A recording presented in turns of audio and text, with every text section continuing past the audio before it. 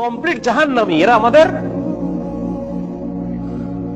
মানে বিনা হিসেবে জাহান্নামী যারা, এরা আমাদের মুসলমান ছেলেদের আইকন। হ্যাঁ, মেসি কি জান্নাতি? জান্নাতে যাবে? মেসি যদি এখন এই অবস্থায় মারা যায়, তাহলে ও কিভাবে আমার আইকন হয়? আমি ওর নামের লেখা টি শার্ট পরে কিভাবে ঘুরি?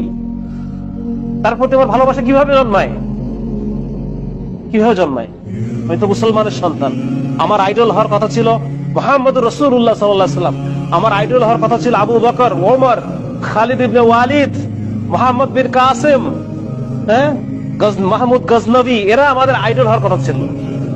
আজকে আমাদের আইডল কারা? যারা বিনা হিসেবে জাহান্নামী।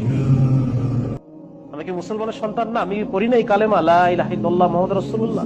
তাহলে এই ধরনের যারা আল্লাহকে অস্বীকার করে, যারা শিরকে নিমজ্জিত, কুফরে নিমজ্জিত, সিনার মধ্যে নিমজ্জিত, এই মানুষগুলো কিভাবে আমার আইকন হয়?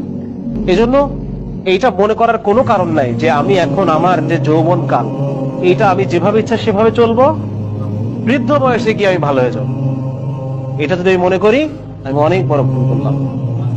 আমাকে এই দুনিয়া থেকে যে কোনো সময় চলে যাওয়া লাগবে। আমি যে কোনো সময় এই দুনিয়া থেকে যে কোনো সময় চলে যাবো। আর এখন মৃত্যু হওয়া মানে এখনই আমার আখিরাত শুরু হয়ে গেছে।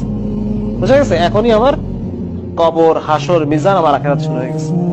যার কারণে এটা, এই ভুল থেকে আমাদের উঠতে হবে এবং মুসলিম হিসেবে আমাকে নিজেকে চিনতে হবে যে আমি সবার আগে একজন কি, সবার আগে আমি একজন মুসলমান। আমি আল্লাহ তাআলার বান্দা।